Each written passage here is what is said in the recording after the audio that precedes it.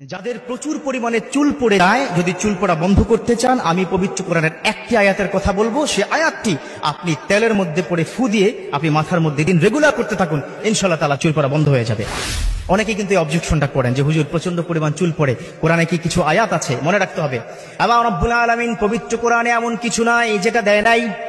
রব্বি করিম তিনি বলে দিয়েছেন, অনুনাজ্জিলু মিনাল কুরআনি মা হুয়া শিফাউ ওয়া রাহমাতুল লিল মুমিনিন। রব্বুল আলামিন পবিত্র কোরআন কেন নাজিল করেছেন?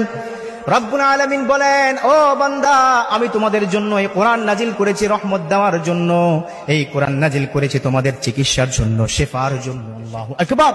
এই কোরআনকে নাজিল করেছেন চিকিৎসার জন্য, সেবার জন্য, এবং এই কোরআনকে তোমাদের রহমত হিসেবে নাজিল করা হয়েছে। আচ্ছা, এখানে কি যারা আছেন বলুন তো, কোরআন আপনাকে কি মুক্তি দিবে নাকি বিপদের মধ্যে ফেলবে? মাশাআল্লাহ, মুক্তি দিবে। কোরআন মানুষকে এমন কিছু নাই যেটা সমাধান কি দিতে পারে না। সব সমস্যার সমাধান দিতে পারে আল কোরআন, ঠিক কিনা? পবিত্র কোরআনে এমন এমন আয়াত আছে, যেই আয়াত আপনি যদি গলার মধ্যে কাঁটা লেগে যায় বা কাঁটা বিঁধে যায়, আছে না, এই কোরআনের একটা আয়াত পরে ফু দিবেন, ইনশাআল্লাহ তাআলা কাঁটা চলে যাবে। মাথা প্রচন্ড পরিমাণে কি ব্যথা, আপনি মাথা ধরে কোরআনের আয়াত পরে ফু দিবেন 7 বার, মাথা ব্যথা কি ভালো হয়ে যাবে। এমন এমন আয়াত আল্লাহ পাক দান করেছেন। পবিত্র কোরআনের প্রত্যেকটা আয়াত আমাদের মানুষের জন্য উপকারী, ঠিক কিনা? সো আমি আজ থেকে ওই পবিত্র কোরআনের ওই আয়াতখানা আপনাকে বলবো। তবে এই আয়াতখানা যেই তেলের মধ্যে আপনারা কি ব্যবহার করবেন, যে কোনো ব্র্যান্ডের হতে পারে, তবে একটা স্পেশাল তেলের কথা বলবো, যে তেলটা আমার রাসূল সাল্লাল্লাহু আলাইহি ওয়াসাল্লাম তিনি কি ব্যবহার করেছেন। সেটা কিসের তেল জানেন?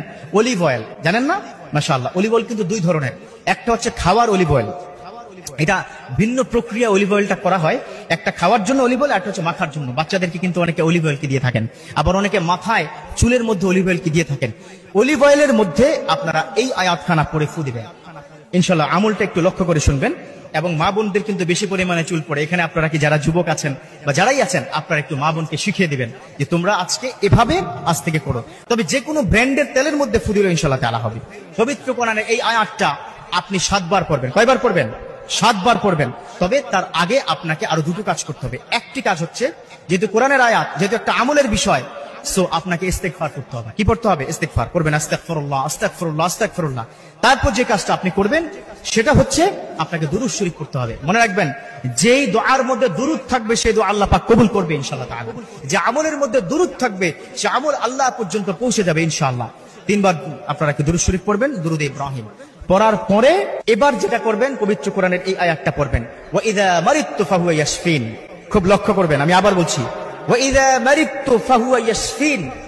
যখনই আমরা অসুস্থ হয়ে যাই, আমার অসুস্থতা থেকে সুস্থতাকে দান করেন তিনি কে? আল্লাহ। অতএব এই আয়াতটা বিসমিল্লাহর সহিত আপনি 7 বার পড়ে 7 বার ফু দিবেন। ফু দেওয়ার পর ইনশাআল্লাহ তাআলা আপনি ধীরে ধীরে আপনার মাথার মধ্যে ইনশাআল্লাহ এই তেলটা যখন আপনি দিবেন, ধীরে ধীরে চুল পড়া বন্ধ হয়ে যাবে। অনেকের টাক মাথা আছে, অনেকে এই মানে কি লজ্জার কারণে